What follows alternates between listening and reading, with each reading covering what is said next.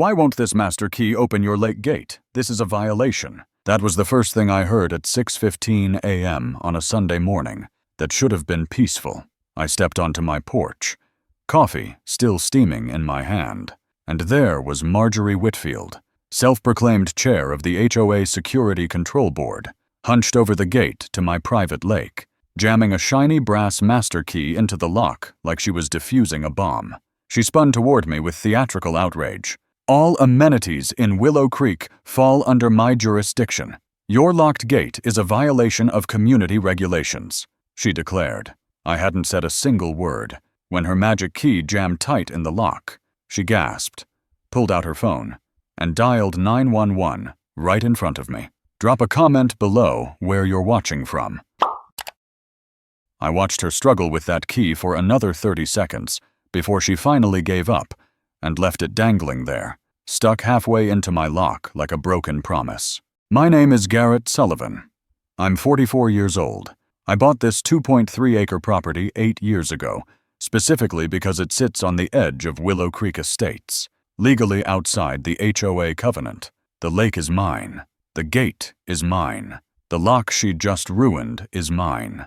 And the woman currently screaming into her phone about a dangerous man threatening her has no idea who she's talking to. I took a slow sip of my coffee and let her perform. The security camera mounted above my garage door had been recording since she pulled into my driveway, and I intended to let her dig this hole as deep as she wanted. Yes, I need police immediately. Marjorie barked into her phone, her voice pitched high enough to wake the neighbors 3 houses down. I'm at 147 Lakeside Drive. A man is threatening me while I'm performing my official HOA duties. He's blocking access to a community amenity, and I believe he may become violent. I learned later from Nancy Holloway, my neighbor across the street, that Marjorie had been telling residents for months that my lake was actually a shared community resource that I had illegally fenced off. She'd convinced herself, and apparently half the neighborhood, that my property line was a personal insult to her authority. When she ended the call, she turned to face me with the kind of righteous fury that only comes from people who've never been told no. The police are on their way. You're going to regret this. I set my coffee down on the porch railing and walked toward her, keeping my pace slow and my hands visible. Ma'am, this is private property. That lake and everything around it belong to me, not the HOA. Your key doesn't work because you have no authority here. Her face twisted into something between disbelief and contempt. I am the chair of the Security Control Board. I have authority over every amenity in this community. I stopped about 10 feet from her, close enough to see the sweat beading on her forehead despite the cool morning air. There is no Security Control Board in any standard HOA structure I've ever seen. 18 years working with county regulations taught me that much. Self-appointed positions with master keys aren't how legitimate organizations operate. Her eyes narrowed. Who do you think you are? I almost told her.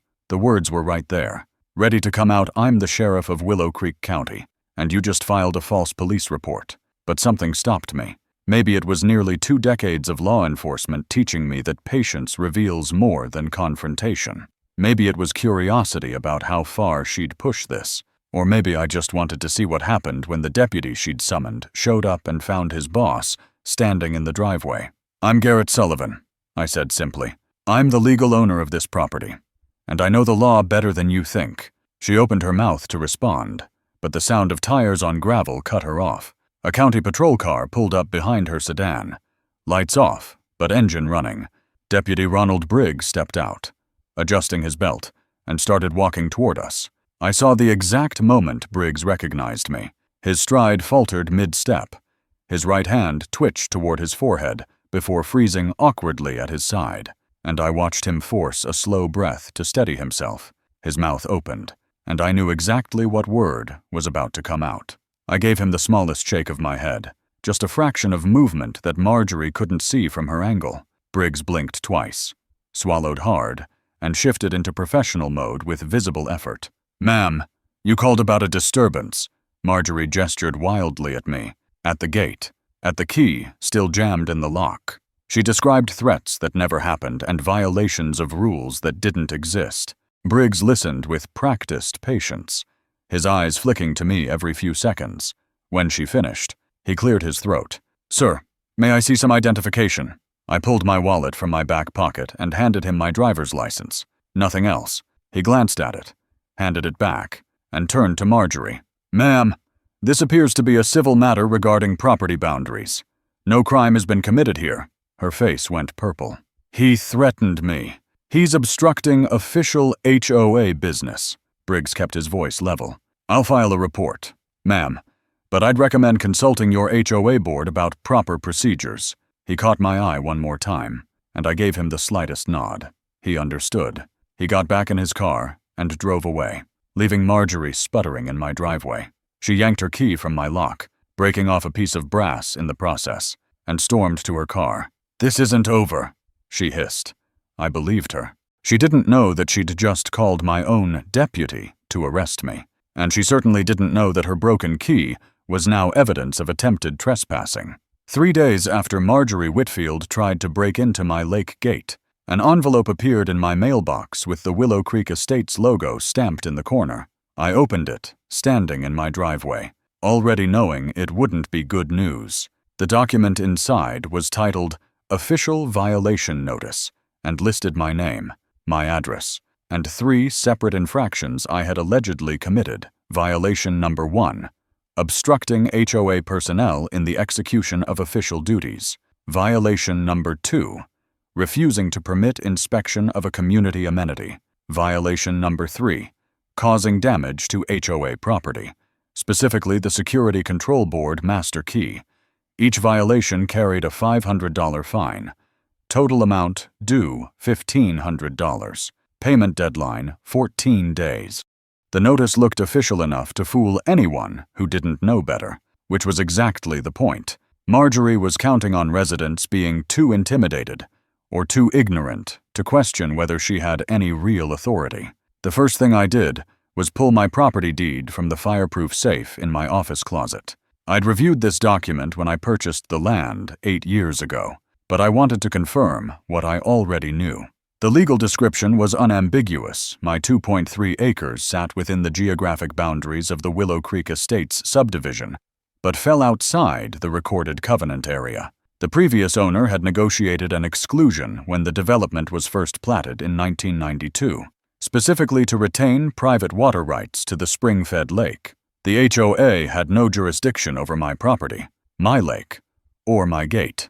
Marjorie's violation notice carried exactly as much legal weight as a parking ticket written on a napkin. But I knew that wouldn't stop her from escalating, so I needed to understand the full scope of what she'd built.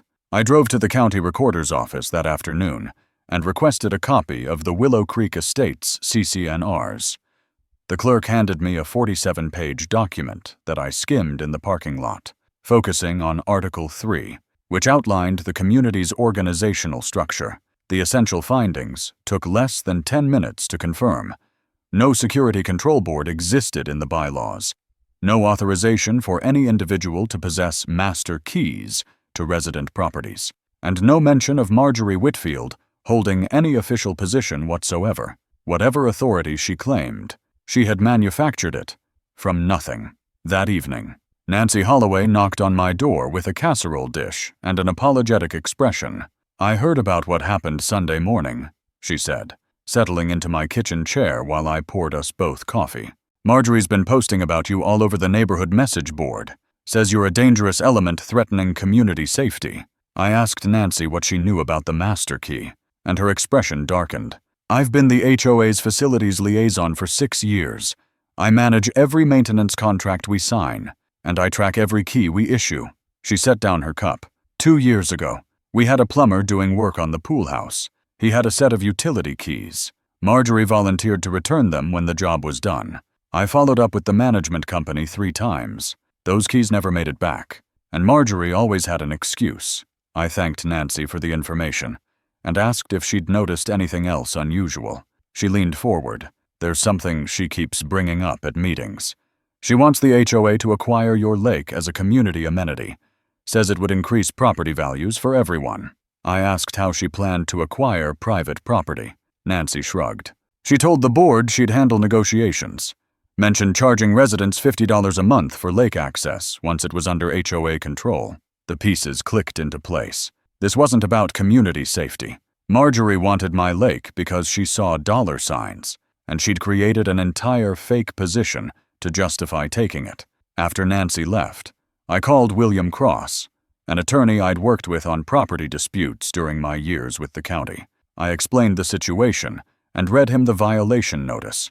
"Hold on," he said. "She issued this notice under what authority exactly? Is she on the actual HOA board?" I told him no.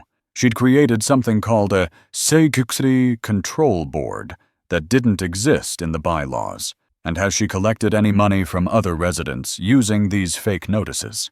I told him I didn't know yet, but Nancy had mentioned 17 similar notices over the past 2 years. Cross was quiet for a moment. "Garrett, if she's been collecting fees under a fabricated position, that's fraud. If she duplicated those plumber's keys, that's possession of burglary tools under Penal Code Section 466. How much documentation do you have?" I told him about the security footage, the violation notice, and Nancy's testimony. "Start building the file," he said. "Get copies of every notice she's sent. Find out exactly how much money she's collected and from whom. Don't make any moves until you know the full scope."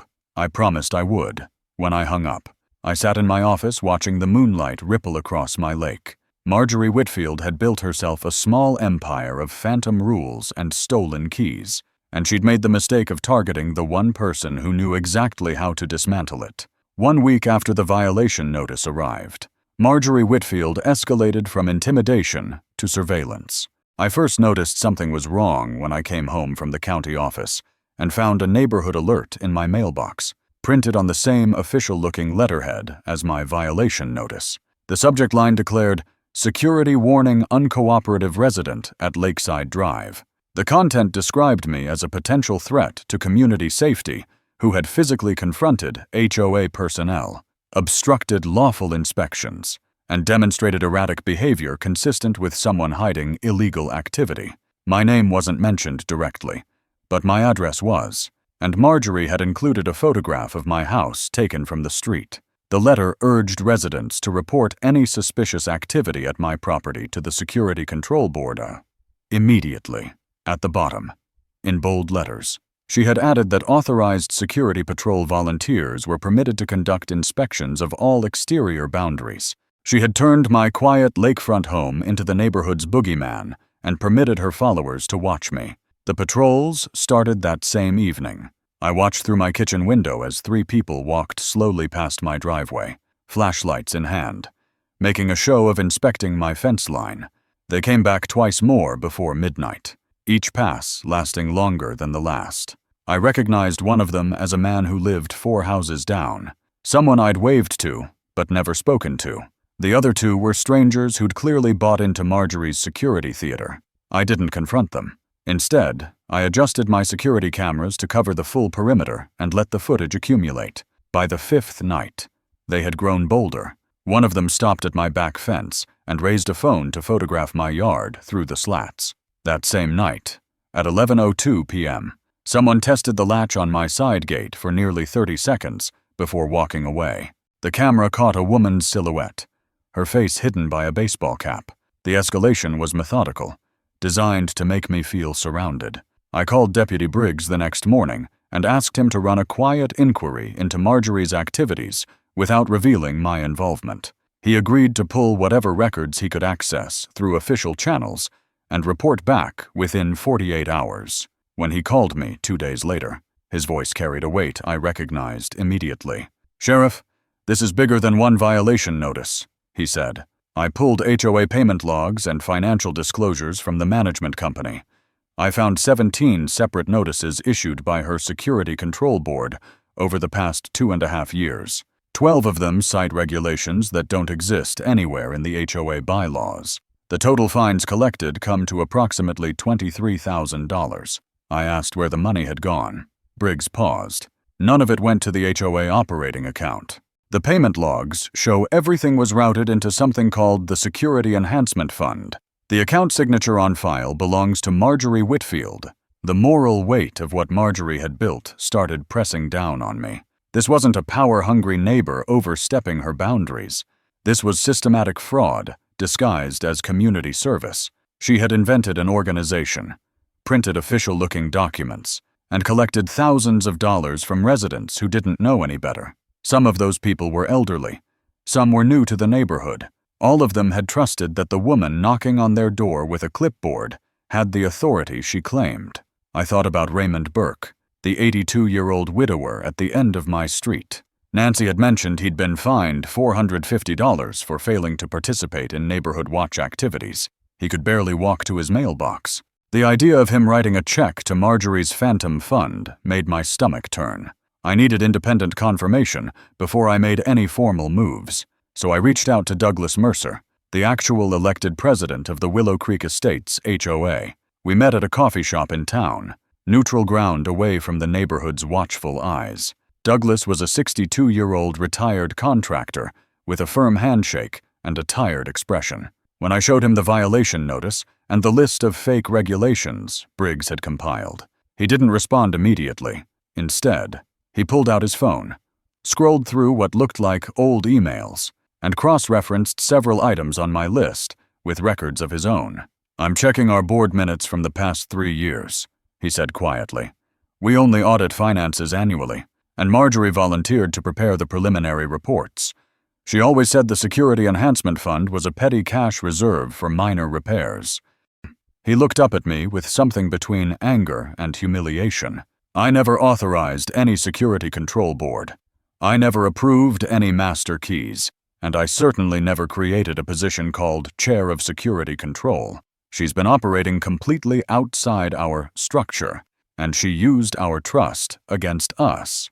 Douglas provided me with an official letter confirming that Marjorie Whitfield held no authorized position within the HOA and that her Security Control Board had never been approved by the elected Board of Directors. He also agreed to compile a list of every resident who had received violation notices from her organization. Before we parted ways, I asked him one final question. Had Marjorie ever mentioned my lake specifically? Douglas nodded slowly. "She brought it up at 3 consecutive board meetings last year. Kept insisting we should condemn your property as a safety hazard and force you to sell. We told her the lake wasn't in our jurisdiction, but she wouldn't let it go." I thanked him for his honesty and drove home with a folder full of evidence and a clear picture of what I was facing. Marjorie Whitfield hadn't just wanted to control the neighborhood. She had been planning to take my property for at least 18 months, and everything she'd done since that Sunday morning was designed to force me out.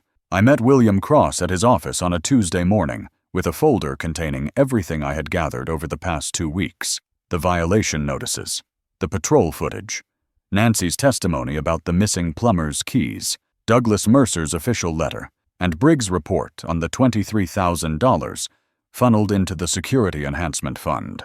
Cross spread the documents across his conference table and studied them in silence for nearly 20 minutes. When he finally looked up, his expression had shifted from professional curiosity to something closer to controlled outrage. "Garrett, I've handled HOA disputes for 15 years. I've seen overreach. I've seen petty tyranny, and I've seen neighbors weaponizing bylaws against each other. But this is different. This woman didn't just overstep her authority. She built an entirely parallel organization and used it to extract money from people who trusted her." Cross walked me through the legal framework carefully, pausing to verify details as he went. "Let me make sure I understand the structure here," he said. "The Security Control Board has no charter, no board approval, and no registration with the state I confirmed." He made a note. "And the fines were collected through what mechanism? Did residents write checks directly to Marjorie? Or was there a formal payment process?"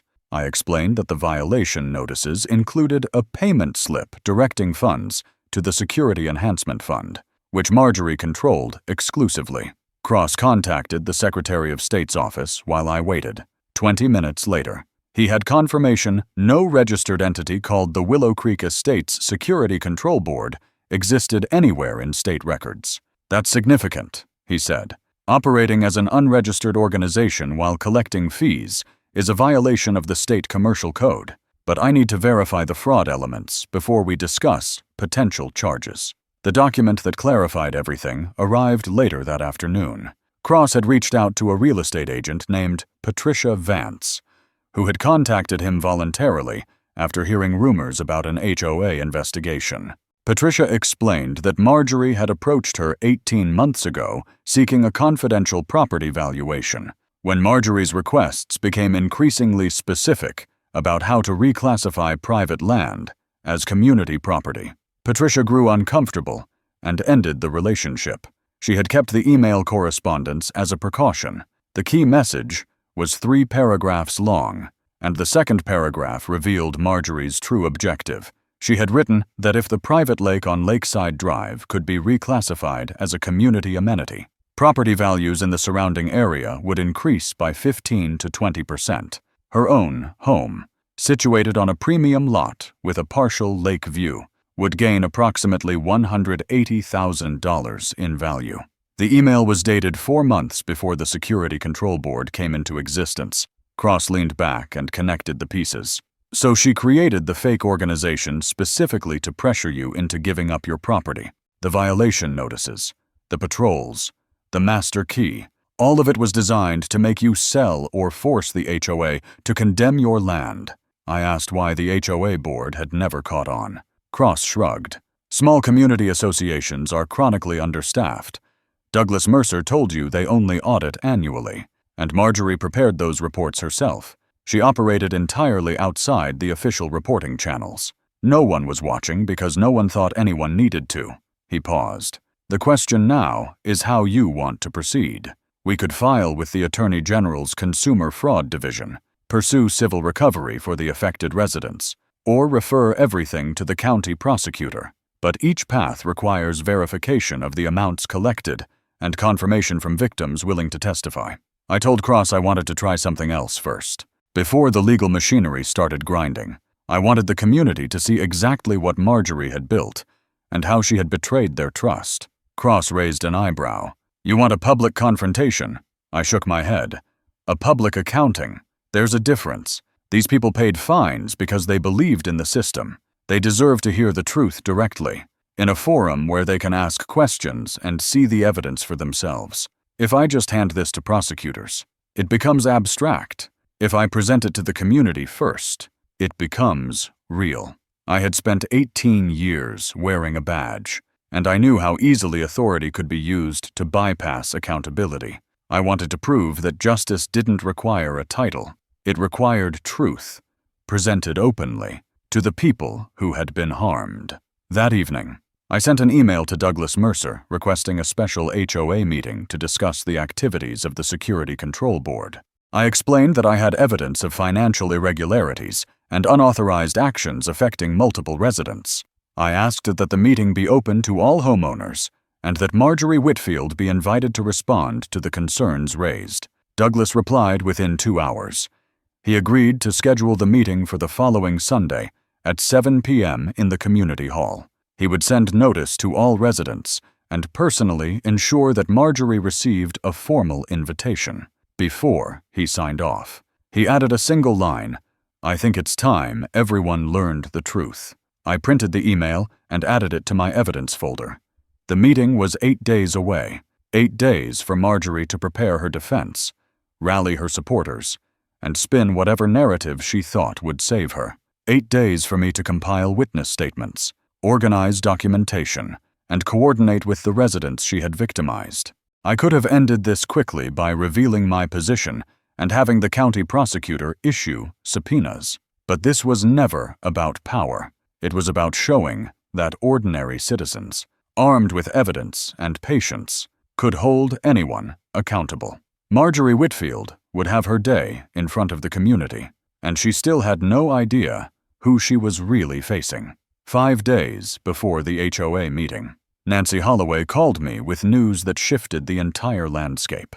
She had spent the week reaching out to residents who had received violation notices from Marjorie's Security Control Board, and the response had exceeded her expectations. 4 families had agreed to come forward with their stories. The Petersons had paid $350 for parking their RV in their own driveway, a violation that existed nowhere in the community's bylaws. Raymond Burke, the 82-year-old widower I had thought about since this began, had written a check for $450 because he couldn't participate in mandatory neighborhood patrols that were supposed to be voluntary. 2 other families had similar experiences with fabricated rules about tree heights and pet registrations. By Wednesday evening, I had 7 households committed to attending Sunday's meeting and testifying about their experiences. Nancy had done more than gather complaints. She had convinced each family to provide written statements documenting their interactions with Marjorie, the notices they had received, and the payments they had made. The community was turning, and Marjorie could feel it. Nancy reported that Marjorie had begun calling residents individually, warning them that I was a dangerous troublemaker trying to destroy the neighborhood's safety infrastructure. She had posted 3 separate alerts on the community message board, accusing me of harassment and threatening behavior, and she had distributed an emergency notice claiming that Sunday's meeting was an unauthorized gathering designed to undermine legitimate HOA operations. The more desperate she became, the more people started questioning what she was trying to hide. The real breakthrough came Thursday afternoon when my phone rang from an unknown number. The voice on the other end was hesitant, almost whispered. "Mr. Sullivan, this is Ted Whitfield, Marjorie's husband." I waited, letting the silence stretch until he was ready to continue. "I know what she's been doing. I've known for a while, but I didn't want to get involved. She keeps a ledger, a handwritten notebook where she records every fine she's collected. I've seen it in her desk drawer for months." I asked him why he was calling now. Ted exhaled slowly. "Marjorie went to her sister's place in Richmond this morning. Won't be back until Saturday night. I photographed every page while she was gone." His voice cracked slightly. "This has gone too far. She's talking about suing you, about getting you arrested, about making your life impossible until you sell your property. I can't be part of that anymore." The photographs arrived at 9:17 p.m. that night. Ted had captured 12 pages of meticulous handwritten entries spanning 2.5 years. Each entry listed a resident's name, the alleged violation, the fine amount, and the date payment was received. The totals were worse than Briggs had estimated from the partial HOA payment logs. His records had shown approximately $23,000, but the ledger revealed the complete picture: 23 separate fines totaling $26,750, none of which had ever been deposited into the HOA's operating account. Marjorie had kept everything in the Security Enhancement Fund, and according to Ted's shaky note at the bottom of the last image, she had used portions of that money for personal expenses, including a kitchen renovation and a vacation to Florida. I forwarded the images to William Cross immediately. His response came back in under 5 minutes. "This changes everything. We now have documentary evidence of embezzlement." Cross and I spent Friday preparing 3 separate filings. He explained that HOA fraud cases followed predictable patterns, and his firm maintained template complaints that could be adapted quickly once the core evidence was assembled. The first filing was a formal complaint to the HOA board documenting the unauthorized organization and fraudulent fee collection. The second was a referral to the State Attorney General's Consumer Fraud Division with copies of all violation notices, payment records, and the ledger photographs. The third was a criminal complaint covering trespassing, possession of burglary tools, and theft by deception, which we agreed to hold until after Sunday's meeting. I wanted Marjorie to face the community first. I wanted her to answer questions from the people she had victimized before the legal system took over. Cross warned me that she might try to flee or destroy evidence once she realized how much we had gathered. I told him I had already considered that possibility. I called Deputy Briggs Saturday morning and explained the situation. I asked if he could attend the meeting in an unofficial capacity, not as law enforcement, but as a presence to maintain order if tensions escalated. Briggs agreed. If 60 people show up and she starts accusing everyone of conspiracy, things could get heated fast. I'll stay in the back unless something happens. He paused. And if she tries to leave before the meeting ends, I'll be near the door. I thanked him and hung up. Everything was in place. Saturday evening.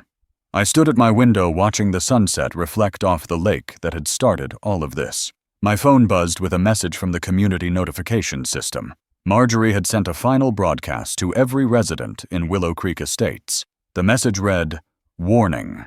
Tomorrow's meeting is an orchestrated attack by a single individual who refuses to follow community rules. I will be there to defend our neighborhood and expose the truth about Garrett Sullivan. I encourage all concerned residents to attend and support your security control board. I set the phone down and smiled. She would be there. Good. So would I. So would 7 families be ready to testify. So would Douglas Mercer with official HOA records. So would Deputy Briggs, positioned near the door in case she tried to run. Tomorrow, Marjorie Whitfield would stand in front of the community she had exploited and answer for what she had done. She was preparing to defend herself against a troublemaker who didn't understand his place. She had no idea she was walking into a room full of evidence, witnesses, and the one person in Willow Creek County with the authority to ensure she faced real consequences. Sunday evening arrived with the kind of charged stillness that precedes a storm.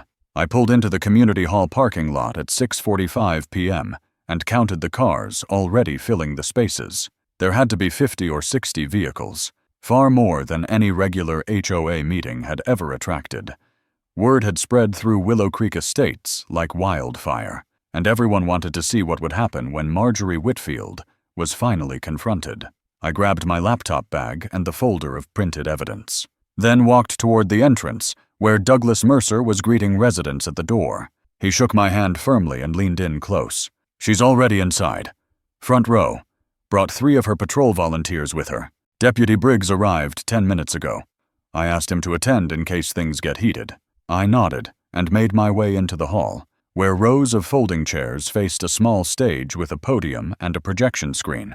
Marjorie sat exactly where Douglas had described, back straight, chin lifted, clipboard balanced on her knee like a shield.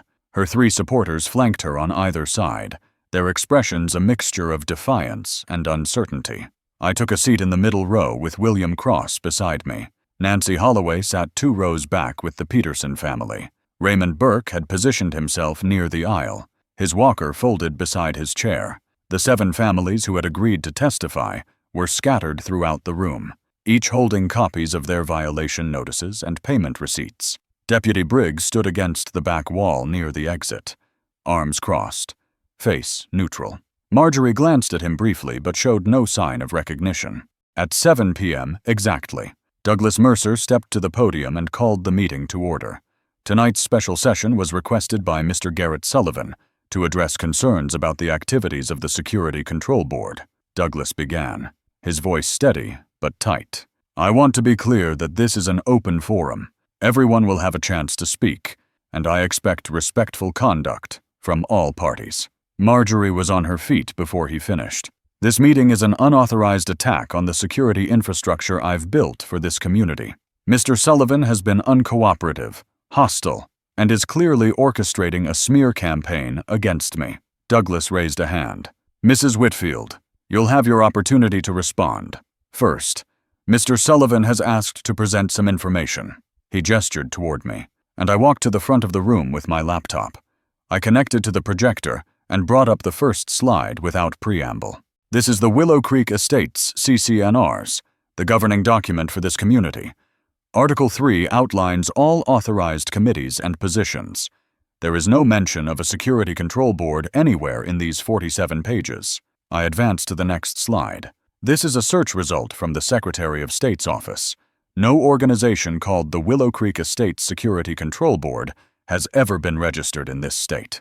The murmuring started immediately, a low ripple of confusion spreading through the room. Slide 3 showed a compilation of 17 violation notices issued over 2.5 years. 12 of these cite regulations that do not exist in the CCNRs. Residents paid fines for rules that were invented. Marjorie's jaw tightened visibly, and I noticed her knuckles whitening around the edge of her clipboard. The 4th slide displayed the handwritten ledger, 12 pages of names, dates, and dollar amounts photographed in stark detail. Marjorie's face drained of color. Her clipboard slipped from her fingers and clattered against the floor, but she made no move to retrieve it. This ledger documents 23 separate fines, totaling $26,750. According to HOA financial records, $0 from these fines were ever deposited into the community operating account. I let that number hang in the air. $26,750. Slide 5 showed payment routing records from the HOA's management company, documents that Douglas Mercer had obtained through his authority as board president. All payments were directed to something called the Security Enhancement Fund, an account controlled solely by Mrs. Whitfield. Portions were used for personal expenses, including a kitchen renovation and a vacation to Florida. Marjorie's breathing had become shallow. She gripped the back of the chair in front of her as if the room were tilting beneath her feet. The room had gone completely silent, but I could feel the tension building like pressure behind a dam. I pulled up one final piece of evidence, the security camera footage from that Sunday morning 3 weeks ago. The video showed Marjorie hunched over my lake gate, jamming her master key into the lock, spinning toward me with theatrical outrage. Her voice came through the speakers clearly. All amenities in Willow Creek fall under my jurisdiction. The room watched her call 911. The room watched her accuse me of threats I never made. When the key snapped, and she stormed away. I paused the video. For a moment, no one moved. Then Raymond Burke gripped the arms of his chair and pushed himself slowly to his feet, his walker scraping against the floor. The sound seemed to break a spell. She took $450 from me because I couldn't walk patrols at night. I'm 82 years old. His voice trembled with decades of quiet dignity. Finally permitted to speak.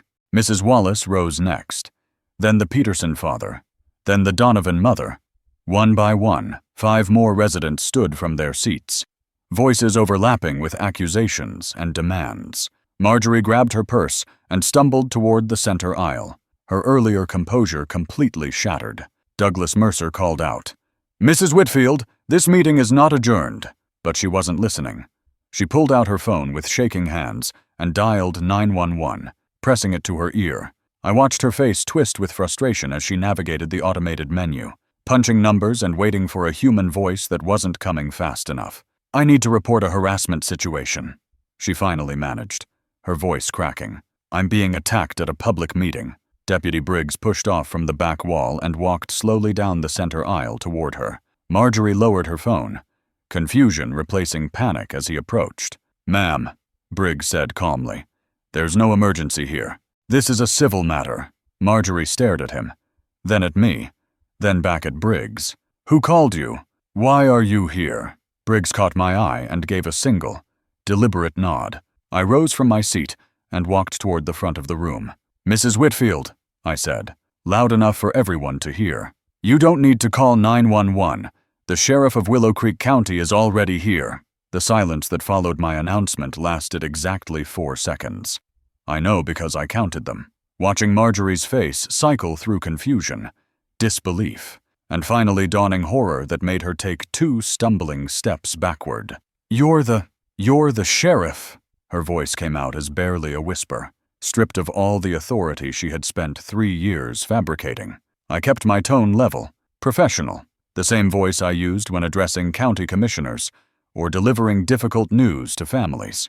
"My name is Sheriff Garrett Sullivan. I've served Willow Creek County for 18 years. 3 weeks ago, you attempted to enter my private property using an unauthorized key and called 911 to report me as a threat when that key got stuck in my lock. Deputy Briggs responded to that call. He's been my deputy for 11 years. Briggs stepped forward and nodded once. "I have the recording of that 911 call if anyone would like to hear it." The room erupted. 60 voices overlapped in shocked exclamations and bitter laughter. Someone near the back shouted, "She called the sheriff on the sheriff." Douglas Mercer raised both hands and called for order, his voice cutting through the chaos until the noise subsided to a tense murmur. Marjorie's 3 patrol volunteers had already begun edging away from her, creating a visible gap between themselves and the woman they had followed so loyally. One of them, a man I recognized from the nightly patrols past my house, actually raised his hands, as if to demonstrate his innocence. Marjorie stood alone in the center aisle, her phone forgotten in her trembling hand. Douglas stepped down from the podium and approached her with the expression of a man forced to perform an unpleasant duty. "Mrs. Whitfield, the Security Control Board was never authorized by this HOA. I've reviewed every board meeting minute from the past 5 years. There is no record of any vote, any discussion, or any approval for the organization you created. Marjorie's composure broke. I was trying to help this community. The board never does anything. Someone had to take responsibility for security, for standards, for making sure people follow the rules. Her voice rose to a pitch that made several people in the front row wince. I did what no one else was willing to do. I let her finish before responding. You collected $26,750 in fines based on rules you invented. You used a key you duplicated without authorization to access private property. You filed false police reports, and according to your own ledger, you spent portions of that money on personal expenses. A voice from the back of the room cut through the tension. Ted Whitfield had slipped into the hall quietly among the last arrivals, taking a seat in the rear corner where Marjorie couldn't see him. Now he rose, looking 10 years older than when we'd spoken on the phone. She's telling the truth about the ledger. I photographed it myself. The kitchen renovation, the Florida trip. It all came from that fund. Marjorie turned to her husband with an expression of pure betrayal. Ted, how could you? He couldn't meet her eyes. How could I, Marjorie? How could you? William Cross stood and addressed the room with measured authority. For the record, I want to be transparent about the legal actions being prepared. Filings have been drafted for the State Attorney General's Consumer Fraud Division and a referral for criminal investigation covering trespassing, possession of burglary tools under Penal Code Section 466, and theft by pretenses. These will be submitted through proper legal channels, and Mrs. Whitfield will receive formal service according to standard procedure. He turned to me. Sheriff Sullivan has recused himself from any official involvement due to his status as an affected party. The investigation will be handled independently. I nodded and faced Marjorie directly. My office has received formal complaints about your activities. Because I'm personally involved, I won't be conducting the investigation. The State Attorney General will handle the fraud allegations. The county prosecutor will review the criminal referral. But I want to be clear about one thing. I paused to ensure everyone in the room could hear. You chose to target me because you thought I was just another resident you could bully into compliance. You had no idea who I was, and you didn't bother to find out. That arrogance is why we're standing here tonight. Douglas Mercer returned to the podium. As the elected president of the Willow Creek Estates Homeowners Association, I am formally dissolving the Security Control Board effective immediately. This organization was never approved, never authorized, and has no standing within our community. Applause erupted from the assembled residents, building into something genuine and sustained.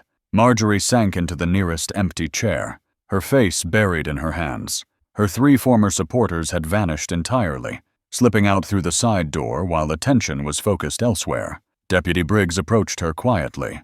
Ma'am, I'd like to ask you to stay for a few minutes so I can document your account of tonight's events. This isn't an arrest or detention.